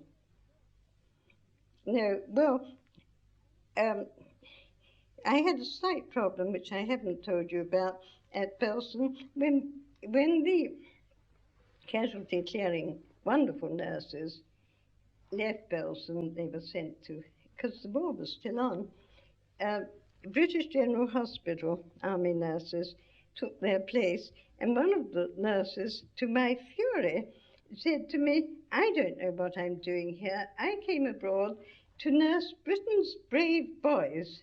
I didn't come to nurse these scum." And I was absolutely horrified. But otherwise, I think they were all right. I think most of the nurses were very good and nursed who needed it, but I thought that was a dreadful thing to say. Anyway, that was Belsen. Well, then I went back to my team after I left that group, and at Brunswick, the team had already opened a DP camp called Gypsy Camp, and were working in it, and I was, for the time being, actually, immediately I got there, Lynn Impey, who was a marvellous team leader. She was one of the few Quakers in the team, but she said I needed a holiday, and she sent me to the Harz Mountains to an officer's leave hotel at Bad Harzburg, which, funnily enough, I had stayed at years before with my parents, because my father's sister had lived there.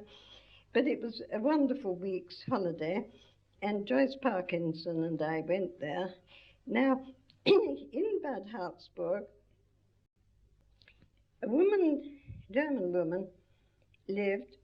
She had, how can I put it? She was a friend of my aunt who had lived there, and in 1934 or 5, I suppose, she was very worried about, my aunt was, about a friend of hers called Mrs. Cohn, C-O-H-N. Now, Mrs. Cohn's husband had been a German Jew, and her daughter-in-law was also, yes, and that's right, her son was only half Jewish, and Mrs. Cohn's husband was a Jewish doctor, and he and his son had been taken during this Kristallnacht or roundabout and never actually reappeared. The doctor husband did reappear for a few days after a concentration camp, but died. And Mrs. Cohn was very worried about her daughter-in-law and their little boy. And my aunt asked my father's help, and my father agreed to sponsor the little boy, whose name was Charlie, and the his mother, the little boy's mother, got a domestic job in Cornwall, and they came over. Well, Mrs. Cohn, I knew, was still in Bad Harzburg when I went on leave there, but non-fertilization was still on, but Joyce and I decided we didn't have to do much about that.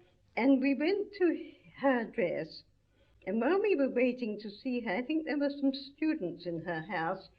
In the drawing room there, I saw a photograph of Charlie, the little boy, and my sister, who had fostered him, on her piano, which was very exciting. And then Mrs. Cohn came down and was so excited to meet me again. And she had taught herself English during the war, so she could speak a smattering of English. And she took Joyce and me by each arm, and she marched us through Bad Harzburg back to our leave hotel when we felt we ought to leave her, talking German all the time with us in our English uniforms, and we wondered what would happen, but nothing happened, and it was lovely to see her again, and I was able to put her in touch with Charlie's mother, who was by then living near my parents, and with Charlie. And last year, Charlie had a 60th birthday party. He's now living in Spain for various reasons, but he invited my two surviving sisters and me to a dinner he was giving for himself at Claridge's. So it's marvellous to know that he survived and is all right, with his children there and everything, who have grown up, one married. So that was good. And then after that week in Bad Harzburg, we returned to Brunswick, and I was asked to go and work at a different camp from the one the friends were working with. And I worked there as their English welfare officer and slept in the camp for a time and really lived in the camp. And I think Beth certainly worked there, but Siegfriedstrasse it was called. And I think she lived there with me. I'm not quite sure, but it was better than going to and fro. And we worked in this camp, not for very long, for a few months, but it was during the time of the strike among the camps. The camps were having strikes, and I didn't notice a strike at the camp where I was working. They were all quite all right with me. I was living on the premises. But afterwards, a Scottish, I think he was a general who was in charge of that area, came to see the camp because of the strikes to find out what was wrong there. And he came in a kilt in his best dress, and I was very nervous of what the campers would think, the internees, well, DPs would think of him. But after he'd gone, he went round the camp at breakneck speed, opening all the cupboards and asking me why all the men looked so rough-shaven. And then he said, I suppose you haven't got many razor blades. So I said, we have no razor blades. So he said, oh, we'll send you some. And then he asked me how many babies we had in the camp, and I said we hadn't got any. He said, why not? And I said, well, I don't really know why not, and he thought that was very funny. But he sent the razor blades and something else that we were lacking, and Captain Sobchik was the name of the camp commandant. And I went into him very nervously after he'd gone to find out what people thought of him, because he did go at breakneck speed. And he said, Panny Jane, the women want to know how the general got his skirt. So that was quite all right, and we all liked him. And he came back a second time, actually, to see the camp, and it was very helpful, really. The second time he came back, there had been a order that all the unmarried men in the camp must leave the camp and go somewhere else, rather like the Celi set up. And that was gypsy camp, I think, and it was a terrible situation. All the young men, the priest was up all night marrying those who hadn't known what to do, whether to get married or not. There was terrible panic, and they were all carted off. And as the days went by, they all walked back again. And when the general came round and asked me if I had any complaints, I told him about this. He didn't even seem to know about it, and he was absolutely horrified and very pleased. He said any who'd got left behind had better be brought back. So he was very nice. Anyway, then at Brunswick, eventually I became, Beth, you see, was the welfare officer at Brunswick, so at Gypsy Camp. No, she said she worked in the town, didn't she? So I think I became the welfare officer, and that was very interesting. But, well, I mean, that was all right. We were doing what we could to organise social events and all sorts of activities in the camp, and the camp went very well under Hugh Jenkins' directions, and nobody could really complain about its management. I mean, we had our troubles with some of the team leaders, or block leaders they were called, but on the whole, it went very well, that camp. There was one occasion when UNRWA was distributing a pound of wool to every man, woman and child in the camp, and I didn't know what to do with it, but I didn't think it was mine to sit on, so I distributed it. And the next day, when we got up, there wasn't a bicycle in the camp that had its spokes and its wheels, and they'd all taken them out as knitting needles and did marvellous knitting. Very clever they were. They knitted clothes for all of them. So that was fine. Some of the UNRWA camps said this is silly and didn't distribute the wool, but I was glad we did. So when I was in Brunswick, I went into town, as one might expect, and discovered that the soldiers, I don't remember what it was called, club, welfare club, British one, it was the Jewish welfare club. It was run by the Jewish Services Committee. They were all Jews running it, and it was all ranks, and it was very nice, and I got acquainted with them. And as time went by, I got the ministers, Isaac Levy, I don't know if he told you, and the other one, Brodie, also Isaac, I think Brodie, who was later on the chief rabbi in England. They organised Friday night evenings for the British troops. And I went to them, and after the services, we had get-togethers with the chaplains, and I enjoyed that, and I got quite known to the services club. And when the High Holy Days were approaching, there were a lot of Jews who hadn't wanted to be in any DP camps, and they had taken over empty flats in Brunswick, and they'd registered at the camps so that they could get their rations, but they were living in these flats, and there were quite a lot of them, I think probably, between 100 and 200. And when the High Holy Days came, they wanted to come in. They were outside Brunswick in the countryside, and they wanted to come in for the services. And the club said that they could stay there for the 10 days, because the High Holy Days last 10 days. So I asked our Major Wilson if he could requisition beds, 100 beds for 10 days for this occasion. And he said, no, no, no, Jane, 1,000 times no. So when I turned to leave him, he said, what did you want me to say? And I said yes. So he said, oh, all right, but not for more than 10 days. So we had our beds and we had our services, which was the first High Holy Day services they'd been to since their liberation. And they were very touched, very really sentimental about them, and very pleased that they could be organised. And we could get Jewish food for the Jewish troops there, but we never got them for the other Jews. It just wasn't available. Anyway, Brunswick was fine, and I enjoyed it. I enjoyed working with the Jews there and working with the Poles. I got very friendly with some of them.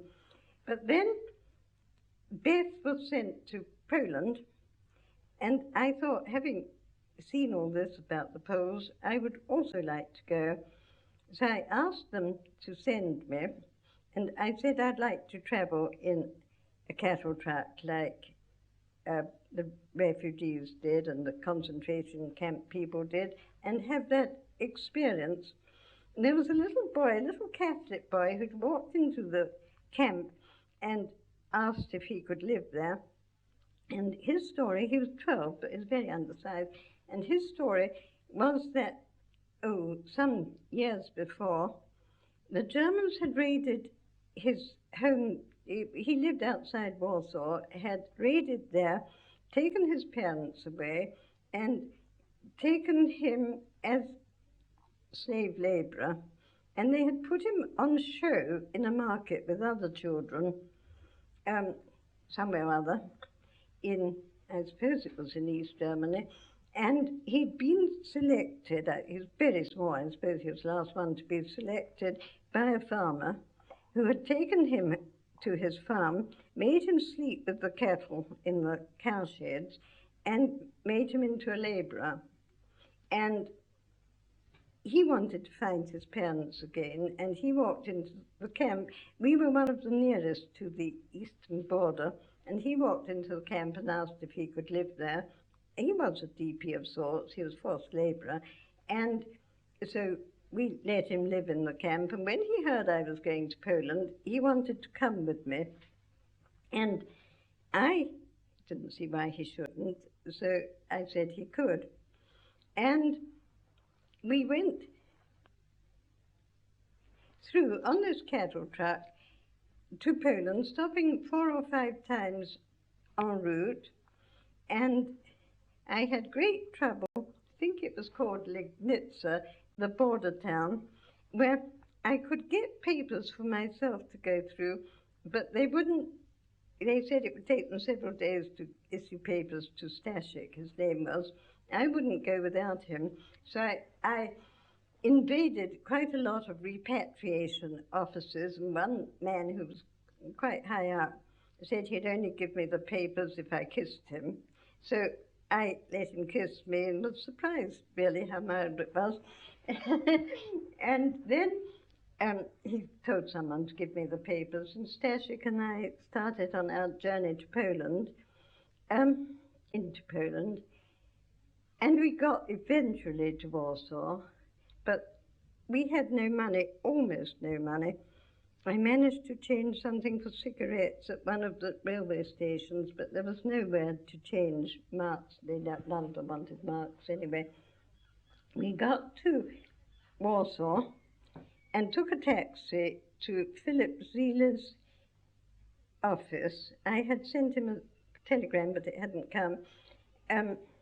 So we got to Philip Ziele's office, which was in the UNRWA office, and it was closed. But on the doorstep, I met a man called Berger, Berger, who I had known as a housing officer, I think, in Bethnal Green. I was so thrilled to see him. I knew he was working for UNRWA, but I had no idea where.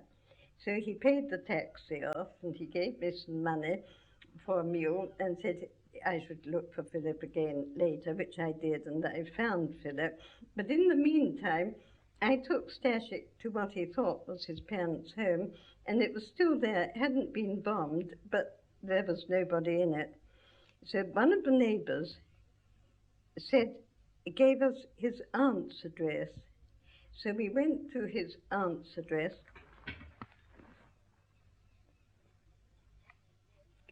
So we went to his aunt's address, and we found her there, but she was living in the very overcrowded conditions that they all lived in Warsaw, sharing a room with her daughter.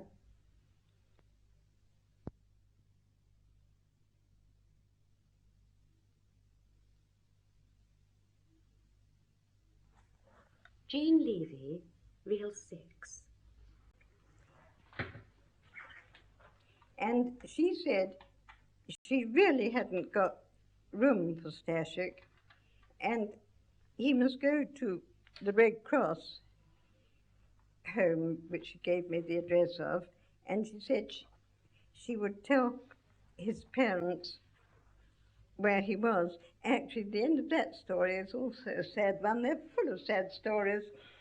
Eventually, she told us, because we visited again, that Stashik had been adopted by his parents before the war, and she had no idea where his parents were, and presumably they didn't exist. And she said she had as much as she could manage looking after herself as her daughter and her daughter, so she couldn't look after Stashik as well.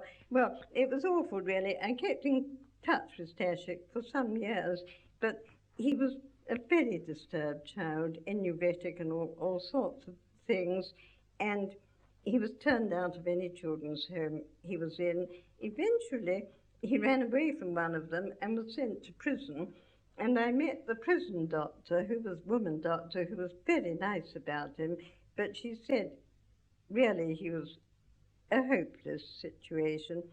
But then I was rather nervous. He joined, as he grew up, because he had been so young then, when he grew up, he joined the Polish merchant navy, and I kept expecting him to turn up at my flat, and I didn't really want him. I imagined how complicated it would be, but he never did, and I have no idea what happened to him, but he had a ghastly time too. Anyway, Philip arranged for me to go on the back of a lorry to Kozhenitsa to work. When I turned up there, it was so dusty, my hair was all white, and Emily Bradbury, the American friend who was working there, who had worked as a relief worker in the First World War, so she must have been, probably in her 50s, was delighted to see me. She said, at last we've got someone with hair the same colour as mine, and when I washed it, she was very distressed. Anyway, I worked in that team for quite a long time, I think about 15 months, and we did food and clothing distributions. The clothing was fun because it took us several days, and we stayed in the villages in these houses that they'd just built, which only had one room in them, but it was a big room, and it had a central stove, and they were really too warm in winter, and they just had one window, and they all seemed to get hold of geraniums and grow them up by the window, so they looked lovely, and they were very friendly, and the clothing distributions went quite well. Yes, I think the clothing distributions I enjoyed more than the food distributions, when you just came to a priest's house mostly and gave out the food and went off again, but staying in the village was fun. Some of them at first used to give me vodka, pink vodka, which was great luxury, and which they had hidden from the Germans.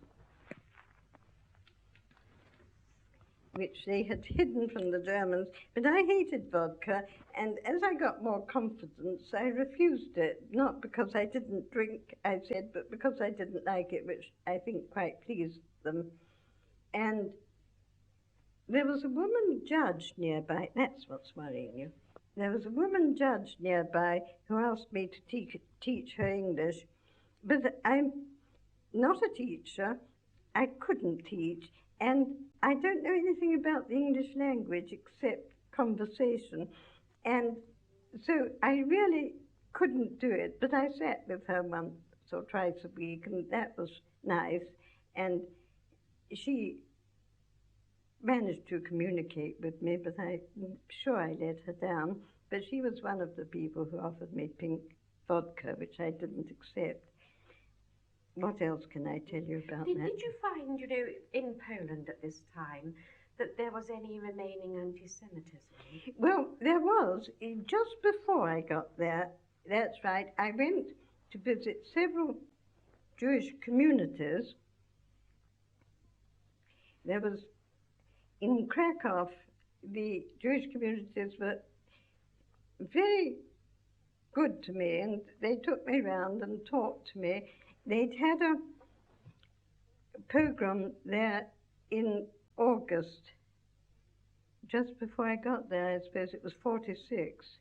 And I think I could tell you if I looked in this, since the end of the war, one in Krakow in August 45, and one in Kielce in June 46, and various small instances of violence. The Polish government, but it was very unpopular with the Poles, but they tried to protect the Jews, and I went to a Jewish nursery school in Woods, I think, where some soldiers were posted outside to protect the children. It seemed to me absolutely terrible that they needed it.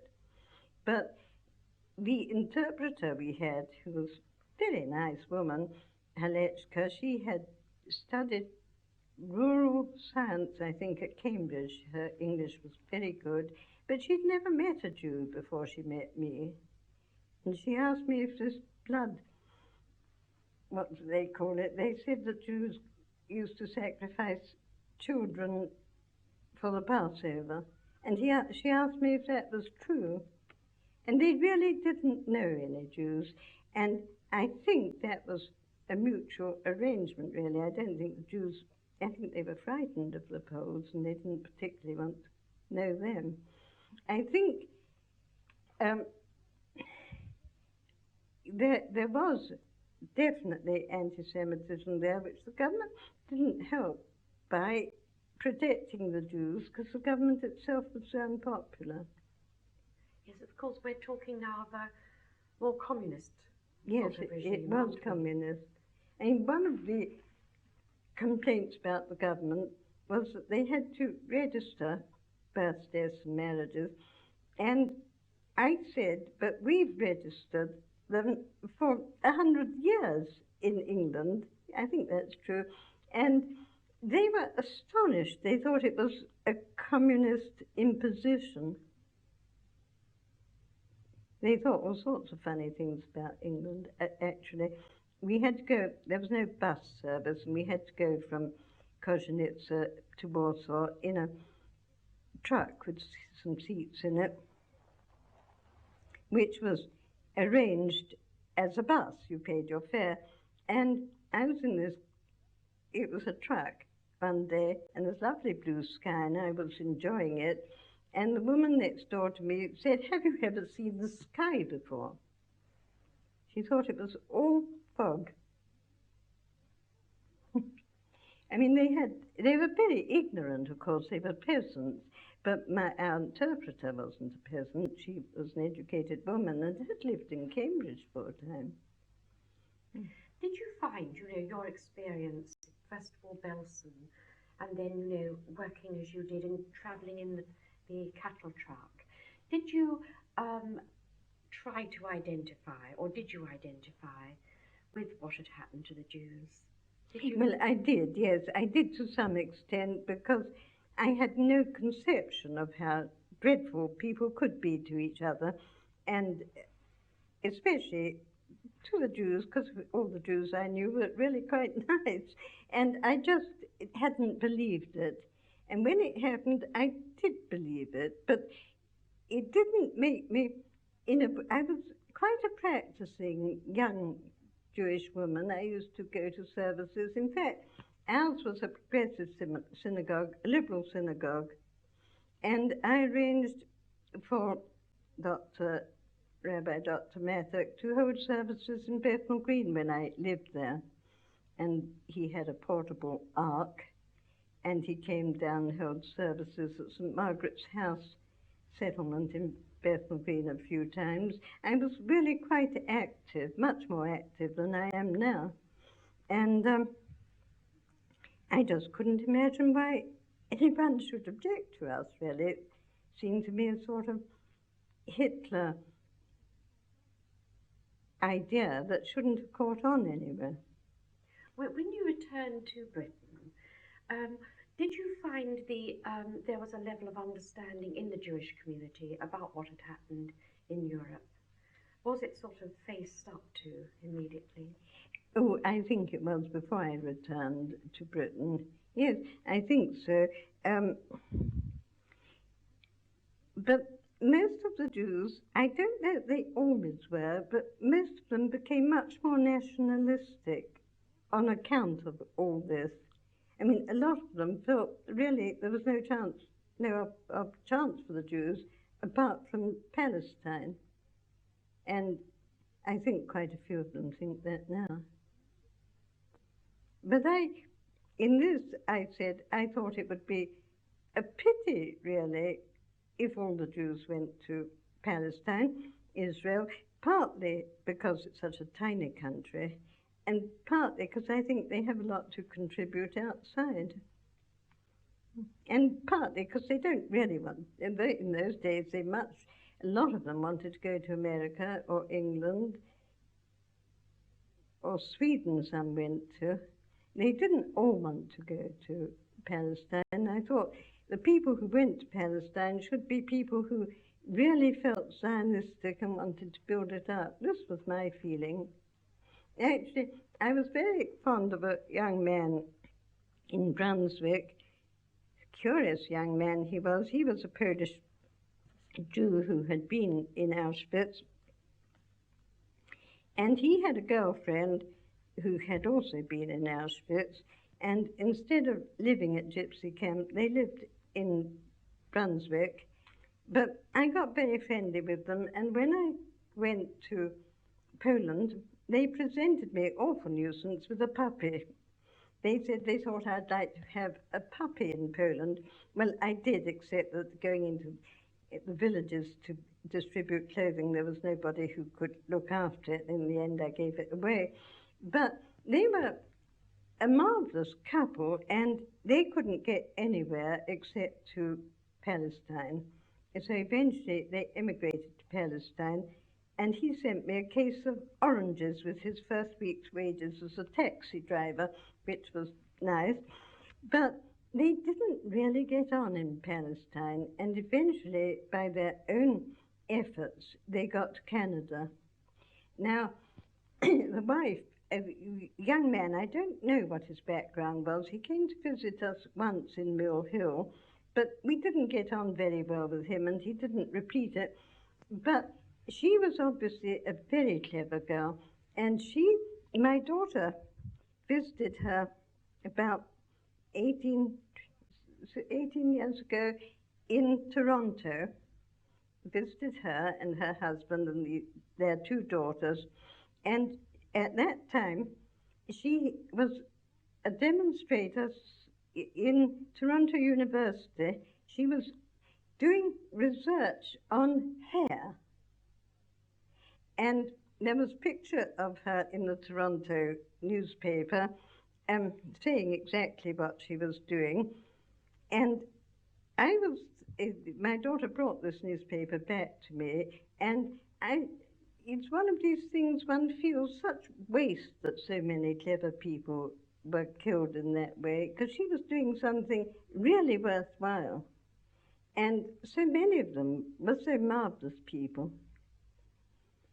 What I haven't asked you about, this group you were with, who many of them were friends, and it was a Friends Relief Service, were pacifists, weren't they? I wonder how you related to that. I was never a pacifist, and they knew that. They knew that before they accepted me. But I was very influenced by pacifists. When I was a student at LSE, I remember someone from the Peace Pledge Union, a soldier, had come to talk with the students, and he was obviously mistaken. You've only got to look at Yugoslavia now. He said non-resistance and there would be no trouble. It was only resistance that caused trouble. And I was actually fascinated by him and by the idea of pacifism. But I felt that under um, certain circumstances there was really no alternative but to fight with weapons. And I mean, the Falklands War, I really thought wasn't necessary. I felt as though, given proper political um, desire, they could have got those people who didn't want to remain there housed elsewhere in acceptable conditions. I'd never liked the Falklands War, but I feel now with the Serbs and the Bosnians that they really, although they say they must settle it politically, I can't see how they can. And I feel I don't know what had happened if we hadn't fought Hitler. Sure, I wouldn't have been here. Yes, I wonder, if you thought of that, particularly when you were in Belsen.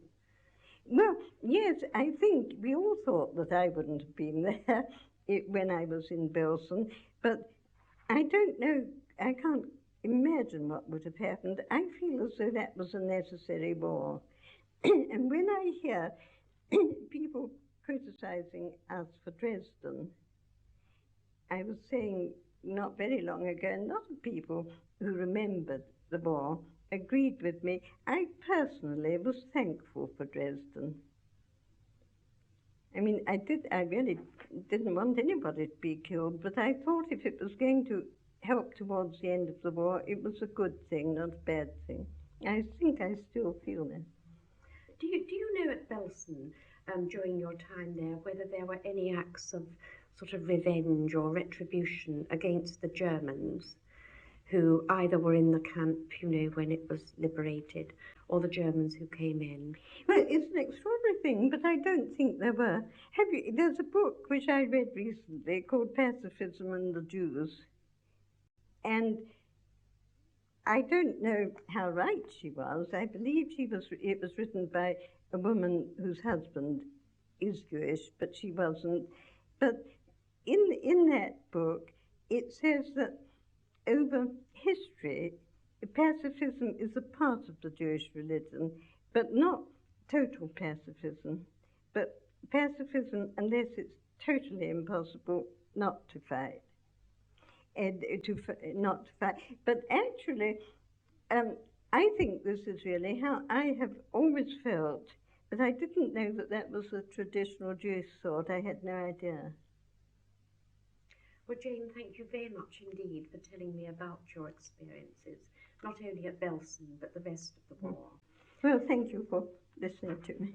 Are you glad, that when you look back at your war experience, that you did the things you did? I feel very fortunate, yes.